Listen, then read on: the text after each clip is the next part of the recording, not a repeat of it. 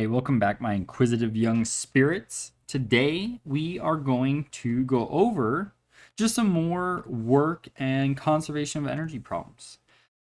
Today, what my goal is to go over some problems that are a little bit more conceptual and a little bit less set up equation, plug numbers into equation, turn crank, spit out numbers, right?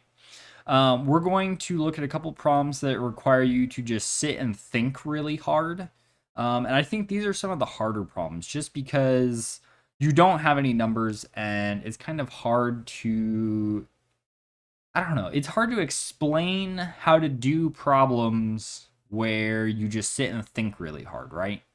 Um, so we'll get some like general results that you should probably be aware of. And to be fair, if I expected you to just think really hard and get these answers on your own, this would be a homework instead of a video. So I think it's valuable to go over stuff. Of course, my pens don't work, even though I set them all up. But what's a boy to do? Or I don't know, whatever I am. Anyway, all right. So let's go look at some stuff. So let's just review some vocabulary really quickly. This is more just, I don't know, in case you don't have like formal definitions, these are all of them kind of collected in one place. So we'll go over these real quick. So let's start with energy, actually. Energy is just a way to quantify how much a system is in motion, I suppose. And that energy can manifest in a few ways. It can be literally motion. It could be like heat, where your particles are in motion, etc. So energy is just a way we quantify motion of a system. It is a scalar, and we measure it in joules. Scalar meaning, of course, that there's no direction. There's no like energy up.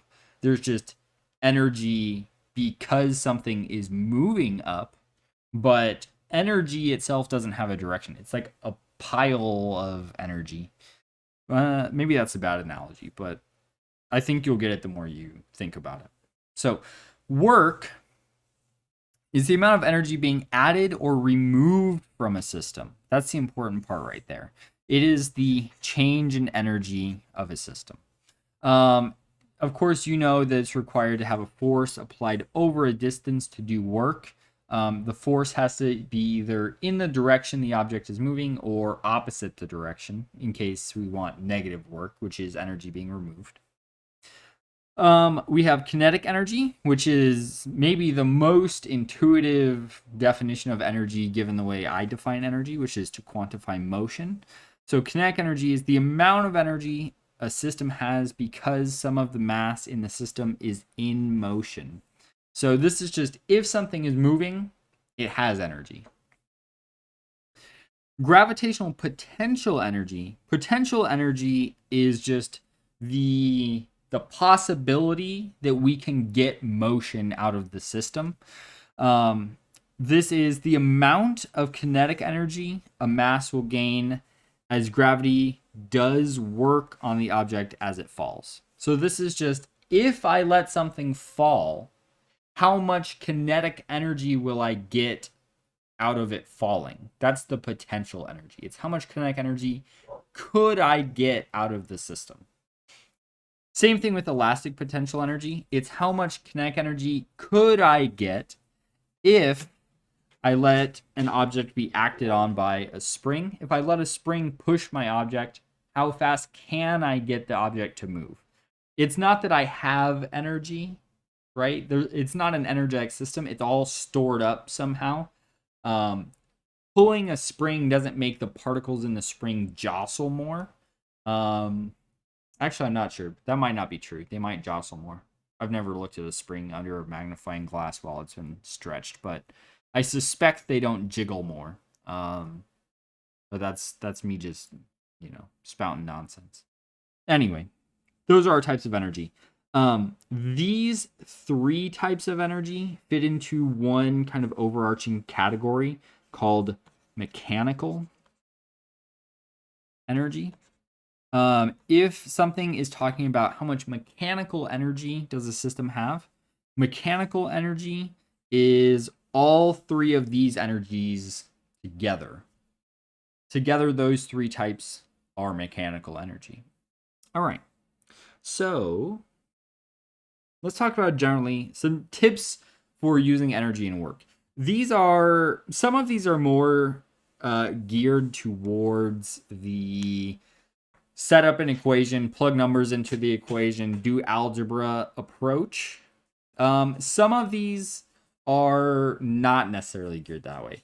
Most of the problems we're going to go over today are not plug numbers in and do calculations. Most of these are look at something, ask ourselves how much energy will there be, what is responsible for the energy, what is responsible for the work, how does the work happen, things like that.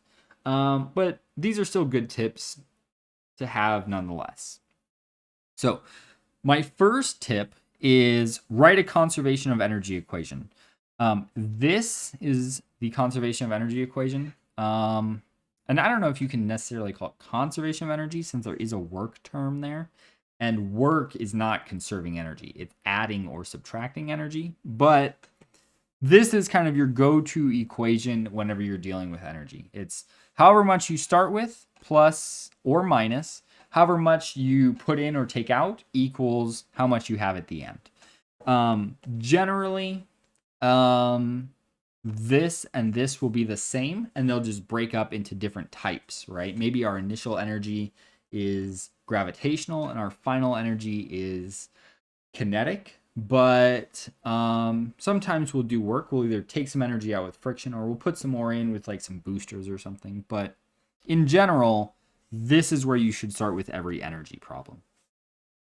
Okay. The next thing I do after I have written this equation is I try and break down the initial and the final. I look for the three types of specifically mechanical energy by asking these three questions. Is there an object that can fall? That would be gravitational energy. Is there a stretched or compressed spring? And that could be a literal spring. It could be a rubber band. It could be anything stretchy. That would be elastic energy. And is there an object moving? Is there some mass on the move? That would be our energy kinetic. Those are the three types I look for. Once I've looked for those three types, then I start looking for other forces. This is because of gravity. This is because of springs. And this is because of moving. If there's a force on an object that can't be described by gravity or a spring, then odds are that force is responsible for some work. So if there's a force that's being applied to something other than a spring or gravity, this force usually does work on the system. These forces are things like friction, applied forces, tension, air resistance, fluid resistance, things like that. Other things that aren't gravity and springs. Once we have looked at this, we also want, this is not a step-by-step process. It's not a once this, then this, right? Here is the last piece of advice kind of separate from the others. These, I think, can maybe be broken into a process. This one, I think, is just a problem-solving thing or like a, hey, be aware of this because some students make this mistake. Sometimes a problem will ask for something like, what is the elastic potential energy of the system? And students tend to overthink this. They know that elastic potential energy of a system is 1/2 kx squared. And then they get hung up trying to find spring constants, trying to figure out how far the spring stretched, things like that.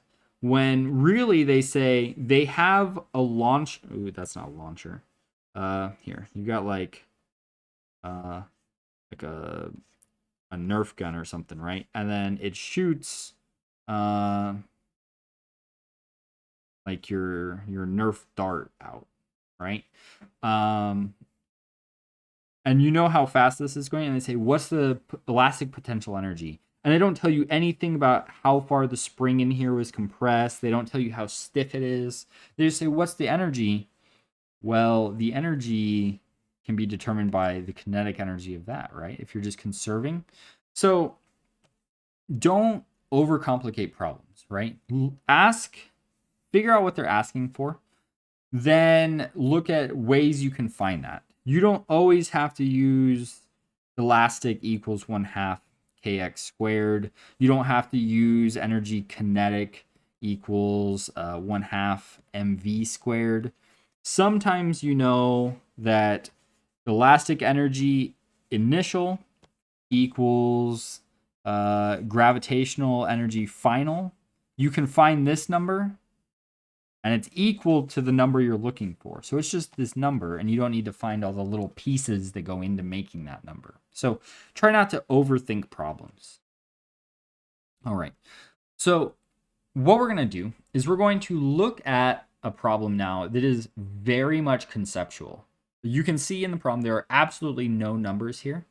So let me kind of walk you through the thought process that would need to happen to solve this problem. I forget where I got this problem. I don't know if I saw it in a textbook somewhere, or if maybe I stole this from like an old AP practice test or something. I don't remember. I'm remembering this question and showing it to you, so hopefully I'm not copywriting anything. I don't know that that applies to teachers, but anyway. Let's read the question. There are two slides. Both are made of the same type of smooth plastic. Both slides have the same height, but one slide is longer with a more gradual slope, while the other one is steeper. There is some friction between a person and each slide. Which slide will a person have the greatest velocity on when they get to the bottom? Okay, so what we want to know is V final, let's call this A and this B, I guess. V final A, V final B. We want to know which one is bigger, or how do they compare? Maybe one's not bigger. Maybe they're the same. Maybe they're, you can't tell.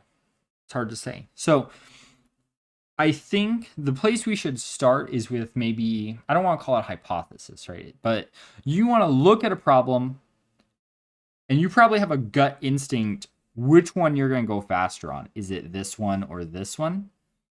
You can probably have a gut instinct. So think about what is that initial reaction and then save that somewhere so that you have it for later, right? This helps you reflect on your answer. Once you get to the answer, you want to do what many teachers call a sanity check, where you ask, does the answer I just got make sense? Sometimes no. Sometimes you get weird answers and you're like, oh, I never would have thought that. But other times it says like there's a piece of popcorn on the table and you flick it off the table to your dog. How fast does it go? And you get like 900 million meters per second. I hope not, because you probably just killed your dog. And that doesn't make sense, right? So start by saying, I think I have an idea. Okay. Let's start by breaking down this question now. I'm sure you have an expected value. I bet you think it's this one. I feel like intuitively you're like, this is steeper, and when I ride my bike down steep stuff, I go faster, right? So maybe we think it's this one. So we'll hypothesize that it's A. But let's investigate instead of just blindly guessing. So let's break down the problem. Keep our eyes on the prize. Greatest final velocity is what we're looking for. And we're going to try and use energy to figure this out. We will have to take a small detour to some forces and some hand waving stuff, but we'll get there. Okay. So there are two slides. Both are made of the same type of smooth plastic. It says down here that there is some friction though. So smooth here, if you said frictionless, you'd probably be safe, except for later they specifically tell you there is friction. So we've got some people sliding down a slide, and by people I mean just a circle, a dot. They're going to slide down the slide. There's some friction. Which one's going faster? Okay, let's go ahead and because we're in the energy unit, let's just start by thinking about energy. One of the tips that I gave you is that for any energy problem, we should start with this equation. Initial energy plus work equals energy final. Okay, so let's think about our initial energy and maybe our final energy. And then we'll see if we think, is there any work here? So our initial energy, we have a mass that is raised a height h, and it says that these are the same height slide. So these are both h. So our initial energy, because we have a mass that has been raised up, is gravitational potential energy. So we have UG.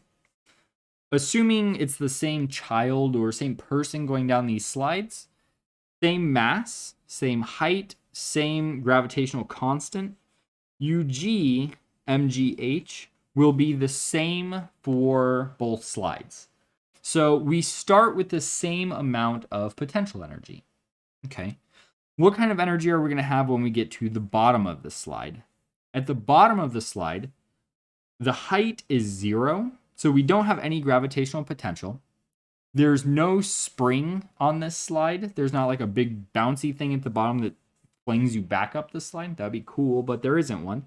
So there's no elastic potential, but we are sliding. We're looking for which one's going faster. Because we have a non-zero velocity, our final energy is going to be energy kinetic. Okay. So we know our starting energy, we know our final energy. If there's nothing doing work, as long as we're not taking energy out of the system or putting energy into the system, because they start with the same amount of gravitational potential, they'll have the same amount of kinetic at the bottom, and they would be going the same. However, there's probably some work going on here because we have a force that is not gravity or a spring. The force is friction. So let's try and look at the friction, and we'll see if it does work, and then we'll see, does it do more work on one of these slides than the other that might make these two slides have different amounts of energy added or taken out of the system. If they have different amounts added or taken out, they can't have the same final energy because you start with some amount, you add two different amounts, you get two different numbers, right? So if the friction does different amounts of work on these two slides, that should help us figure out which one will have more kinetic energy at the end. So if we want to look at friction, let's go ahead and look at some force diagrams. So let me redraw these two slides down here. We've got, let's do a side view, right? Let's do, okay, there's our steep slide. And then here's the slide that our mom makes us go on because she's scared we're going to get hurt. There's that one, a little safer slide for, younger kids. All right. If we have, let's look at just the middle of the slide. That's where most of the business is going to happen anyway. So let's investigate our friction for these two slides because we've kind of narrowed down friction to being the thing that's probably going to do the work and make the answer change from them being the same speed. So if we draw a force diagram, we of course have weight down on both of these. And if it's the same mass, it'll be the same weight. For our normal force, and I've drawn some extreme slides here, so this is probably not that steep in real life, but for our normal force, the definition of normal, the name normal is a synonym for perpendicular. So the normal force from our slide will be pointing perpendicular to the surface of our slide. So right away, we can see that there is a different angle to our normal forces, but we don't necessarily have enough information to say that they're different lengths yet. So we'll have to think about that maybe. And then friction. Friction always works in the opposite direction you're trying to slide an object. So if our object or our person is sliding that way down the slide, friction must be anti-parallel or in the opposite direction. So our friction is going to be at a right angle to the normal force, but parallel to the surface of the slide pointing back up the slide in both cases. Okay. All right. So let's first ask, does friction do work? Well, the direction of displacement for these two, sorry, I'm trying to find the correct color. The direction of displacement for these two slides. Our object is going to move that direction and that direction. Friction is in this same plane, or in the same, I guess, line as it, but it's in the opposite direction. So friction will do work because it's in the correct, like linear, you get what I'm saying? Forward, backwards, it's in the same dimension. But it's in the opposite direction. So friction will do negative work on our system. It's going to take energy out of the system, which makes sense, right? If you have enough friction, you're going to slide down the slide very slowly and not get a lot of kinetic energy. It's because friction is taking some of that energy out. So friction is definitely going to take energy out of our system. So we're going to have minus the work done by friction. Okay, so we start with the same amount. Both slides are going to have some energy taken out by friction. So we're going to have less energy than we started with, but maybe it takes out the same amount. So let's see if we can figure out, is the friction going to do more work on one of these two slides than the other one?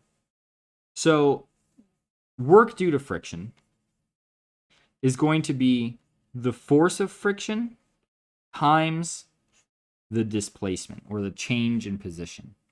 So let's start with the easy part. Let's look at these change in positions. This is a steeper, shorter slide according to the question.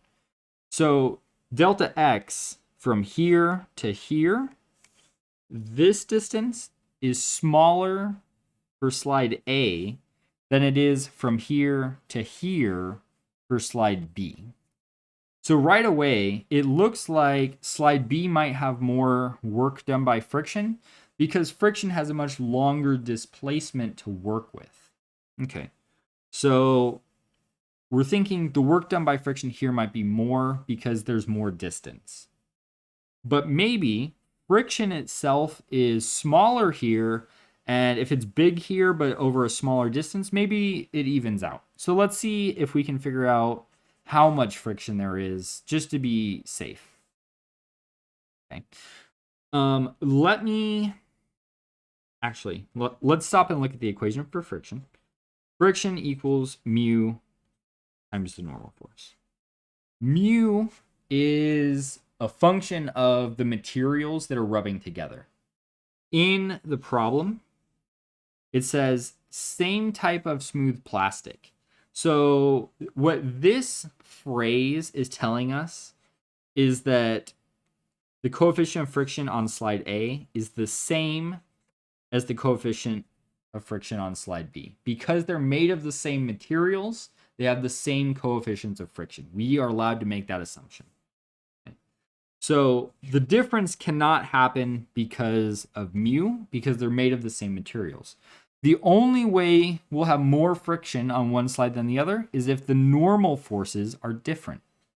We can already sort of see there might be something up with that because they're tilted different amounts. Let me give you a very hand wavy, sort of. I'm not gonna do all the math because I think quite frankly you don't care about all the math. Maybe you do, but it's more work than it's worth when we can really easily see what happens to the normal force by just kind of thinking about the extremes.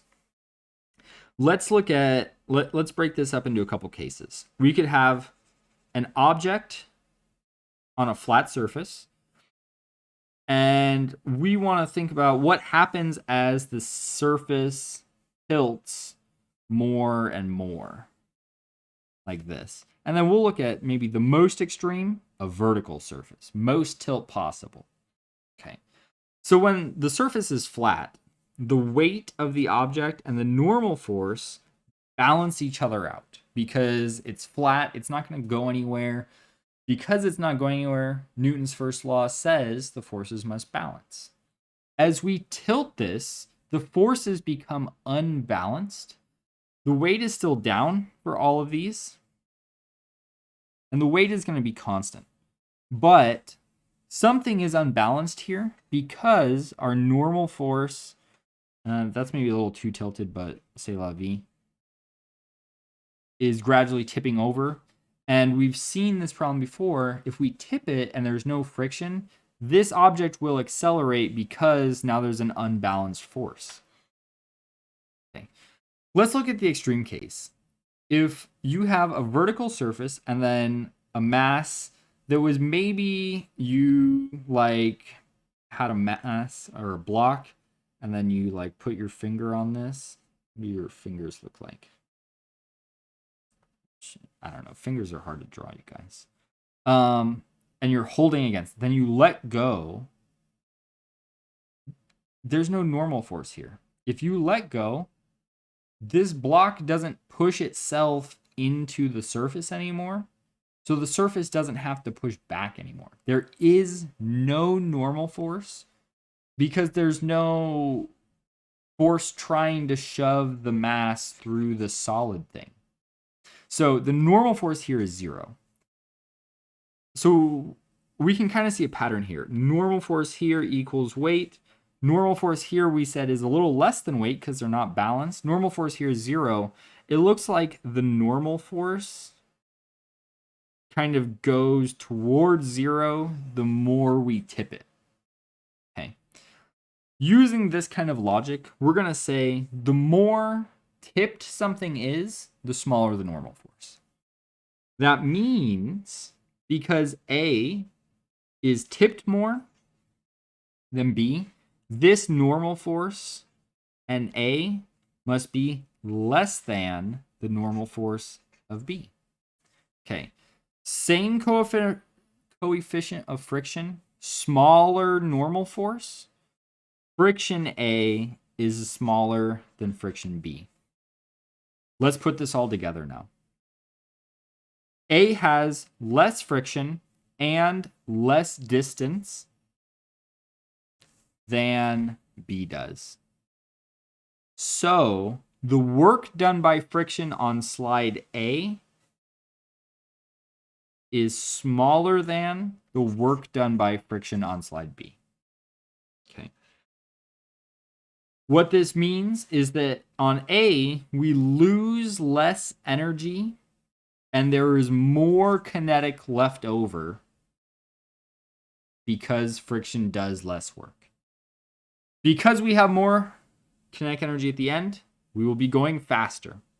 So we have finally gotten to our answer, which is what we thought it was going to be.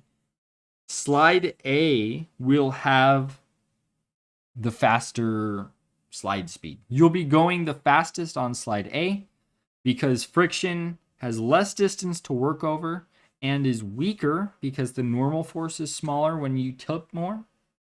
So we're going to have more energy left over and we will be going faster on slide A. So slide A is faster when there's friction. If there were no friction, there would be no work and our energy would be conserved and it would be the same for both slides. Cool. All right. That's a tough problem. This, I think, was a multiple choice problem once on the AP test, and students looked at this, and we went through this whole explanation and go, that was a 15, 20-minute explanation. How do you expect us to do that on a multiple choice question on the AP test? Well, I'm glad we're talking about it now, right?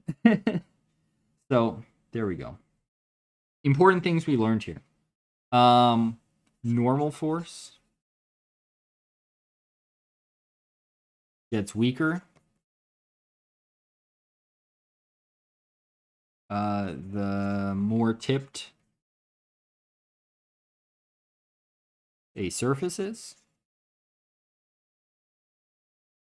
And we also practice conservation of energy and reasoning where all of our energy is going to go.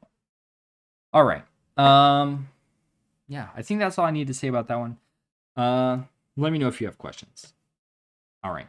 This one, I promise, is much, much easier and much more straightforward.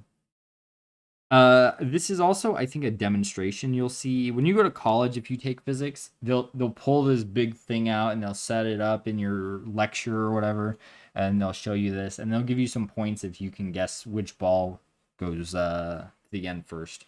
Normally, there's two of them here. Like here's the other one, and then one of them goes on this track, and then one of them goes on this track, and you have to guess which one wins the race. So anyway, so there's a wooden track and it's about 2 meters long, as shown below. Two identical metal balls are released from the start line and roll across the track. Which ball gets to the finish line first? Now, after doing a whole bunch of conservation of energy problems, we can see that these are at the same height at the end. So what that means is that they're going to have the same kinetic energy of ball A and ball B. So the sneaky answer that they expect you to say is that they will tie because they have the same amount of kinetic energy. Let's see if that's true. Okay. So let's say this pink ball rolls on the teal path. Let's look at the energy we have in this system. So energy initial plus work equals energy final. Okay. They both start raised up a little bit and then they roll down a hill. That's what gives them their energy. So they both start with some gravitational potential energy, UG. The work done, let's say they roll really smoothly. There's no work done. There's no friction. There's probably a little bit, but we're not going to worry about it too much. Not as much as the slide problem.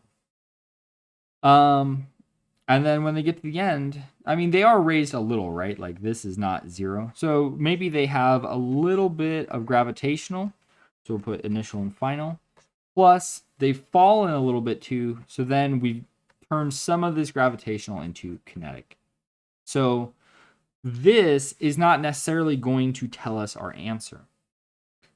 Let's maybe take a middle step, right? This is going to be the very final. Let's look in the middle, though.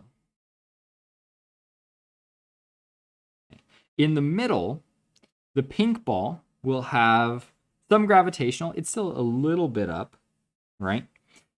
The pink ball, let me write it in pink. The pink ball will have U gravitational plus energy kinetic. And our yellow ball will also have some gravitational plus some kinetic. Okay. But they're at different heights. The yellow ball is way up here at this red height. So even though these two things added together will always equal whatever that starting amount is, let's see which one is bigger.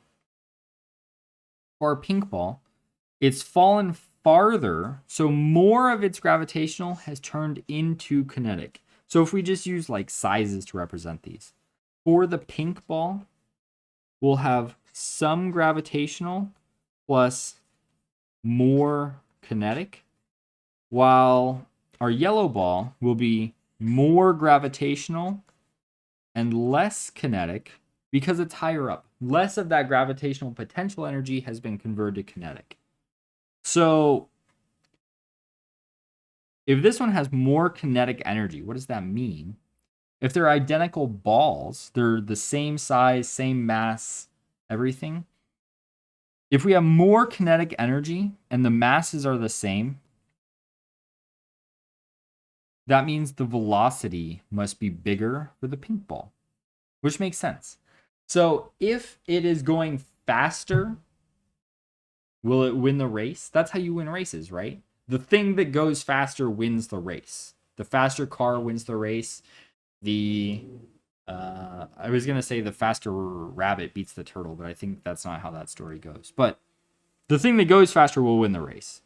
So even though they have the same amount of energy, because the pink ball falls farther, it's going faster from here to here. So it's going to cover this distance in less time. So the correct answer is pink wins. Whoops, wins doesn't have an A. Wins, there we go.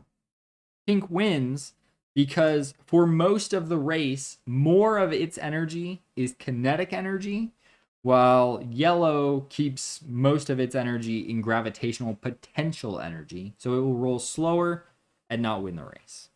Okay, cool. So I'm glad we talked about this. This is one of those questions that is kind of set up to make you stumble because you look, oh, look, they have the same kinetic energy at the end, but the end isn't where the race is run, right? We need to look at the middle so that we can understand why one would win the race over the other when they have the same starting energy and same final energy. Okay. Let's transition a little bit here. What we're going to talk about now are open and closed systems. We have kind of touched on this, but I haven't used this specific vocabulary yet. But I was looking at some of your AP test questions or AP practice questions, and they use this vocabulary, so I want to touch on it. So when we talked about the difference between a person dropping something on Earth and saying just the ball that's falling is the system versus having someone drop something on Earth and saying the ball and the Earth are the system. This one, work happens. And then this one, energy is conserved.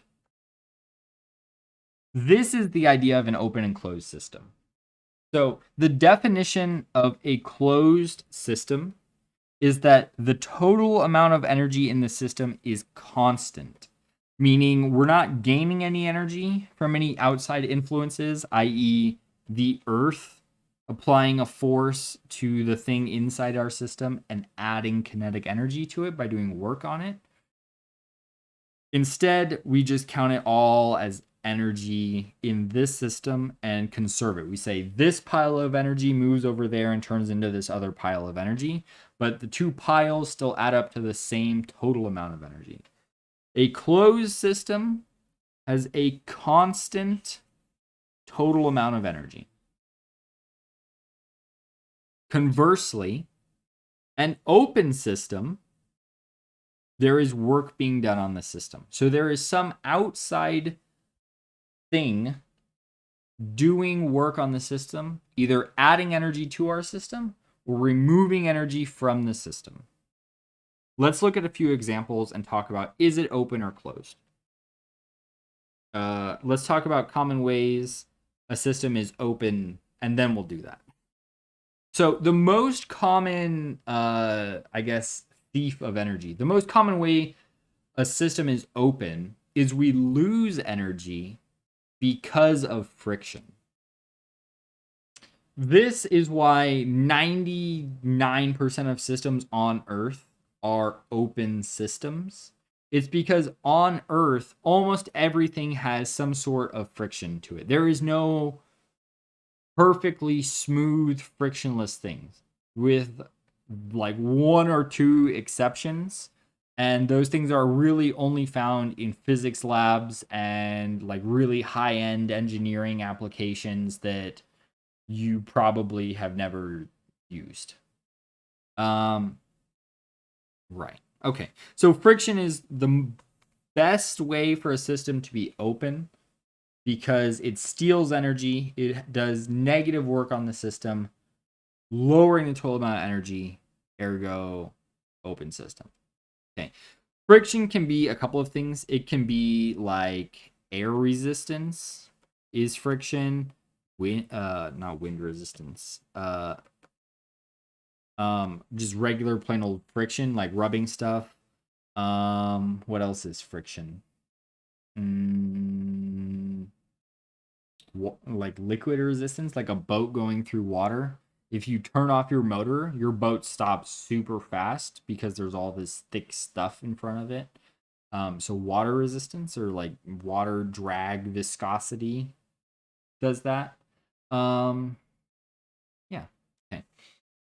The other most common place that we lose energy, sometimes it's friction that does this, is energy is turned into heat.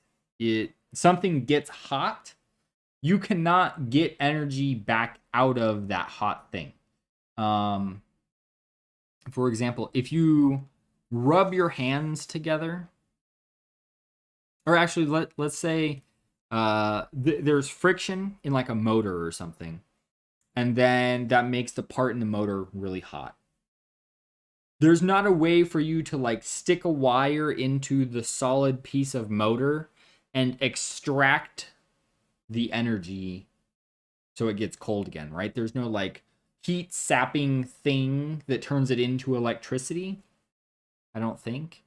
If your motor gets hot, it just is hot, and then it releases heat out into the air and the atmosphere, and you're not getting that energy back. It's unusable, it's lost, it's leaving your system, and work was done. Open system. The last thing is if you have a body outside the system applying a force on an object in the system. I'm trying to think of this is more to do with the way you define your system. So it's probably important to, at the beginning of your problem, say, all right, you know what, I'm gonna say this dude with some weird arms on one side is in the system, and so is this box, and so is the planet Earth. But then if for some reason, let's say like a meteor falls out of the sky and hits the box, that's an outside force doing some work on your object in open system. Okay. Let's go look at some examples and just label them. Okay. A car is constantly burning fuel while maintaining the same velocity on a freeway. Is this an open or closed system? Okay. If the car is burning fuel, we are converting chemical energy into heat energy, but your car isn't heating up, right? If you look at that little dial on your dash, it's pointing at one spot and not really heating up at all. It's just staying the exact same the whole time. It's because you've got radiators and stuff helping cool your motor. And we're not gaining any kinetic energy. You're still burning fuel, and your speedometer says 65 the whole time. So you're converting chemical energy into something else, and you're not getting anything. It must be leaving your system. This would be considered an open system because you are losing energy to heat. Okay. A teapot is drifting at constant velocity through space. Okay. Again, we have constant velocity, but this time we're not expending any energy source to do this. We don't have to continuously burn chemical energy to have our teapot keep going. We don't have to use some kind of electric motor to propel ourselves. It's just continuing on because there's no forces on it. There's no drag. It's out in space. So this would be a closed system. This teapot could drift for 1 billion years out in the vacuum of space and still have the exact same velocity, unless it got too close to a planet or a star, in which case the velocity might change, and then we would say it's an open system because some work was done by the outside thing. But if it's just drifting at a constant velocity through space, closed system, because we're not losing any energy, we're not gaining any energy, and we're not expending any energy to maintain a constant something. Okay. A ball on a string is pulled sideways a little bit and released.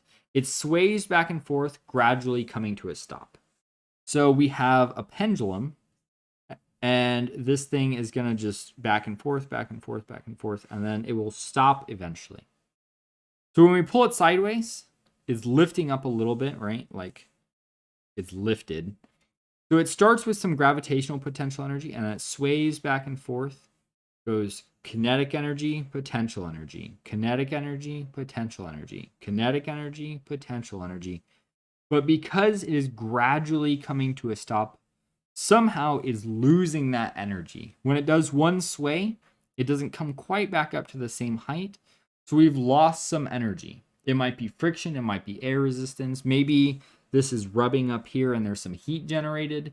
Either way, our system is gradually leaking energy and we're losing it. So work was done by something. This would be an open system. Okay, cool. All right, we've got one more example to talk about and then we'll get you out of here. Let's talk about the problem we just talked about. So we have a pendulum is pulled to the side a little bit and released so it sways back and forth, gradually coming to a stop. Graph the kinetic energy, potential energy, and total mechanical energy of the system. This should say state if the system is open or closed. We've already established that this is an open system right here. But let's look at some graphs and understand why. I'm going to do 3 different graphs. Let's do our UG, our gravitational, in blue. Let's do energy kinetic in yellow. And then we'll do total energy in green. All right. So let's start with our gravitational potential energy. So when we pull this to the side, if we look here, it's raised this much up. This is our height. This is our gravitational potential energy that we start with. It's not raised very high, but it's enough to get it going. So for our gravitational potential energy, if we start here with it raised, we're going to start at some value. We'll say here is H equals 0 when it's at its straight down position. So our gravitational potential energy is going to drop down to 0. And then as it comes back up to the other side, we're going to have some more gravitational potential energy. So it'll come back up. Because we're gradually slowing down though, maybe this height is like just a teeny tiny bit lower than that one. So when it comes back up, it's not quite going to reach the same height. Then it's going to swing back down to 0. And it'll come back up, but this time it'll be a little lower again. So it'll do that. And it'll probably keep doing this where it gradually decays. Okay, so this is our gravitational potential energy. Let's look at our kinetic. Our kinetic starts at 0. I pull it over to the side, hold it still, and then let go. It starts at 0. Then, as it falls, it speeds up. When it's here at the bottom, which would be here, it's going its fastest. And then once it starts to climb up the side, we're converting our kinetic energy back into gravitational. So our kinetic energy is going to look like that. And the reason, oh, come on. There we go. The reason that I have drawn this so that this peak here is between here and here is because we're assuming it's losing energy continuously. If it starts here, we're not going to get all of this energy into kinetic. We're probably losing a little bit right here. So this is going to go there.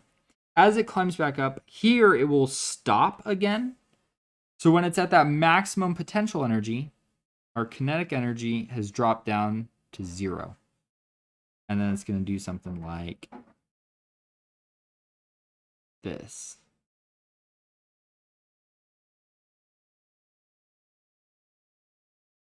For our total energy would be that. If we have 0 kinetic and we have all gravitational, the total is this amount here.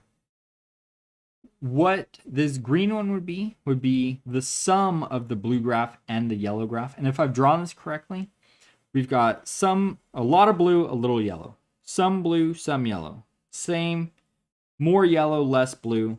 What's going to happen is we're always going to have a little bit, but it's going to be gradual. Oops.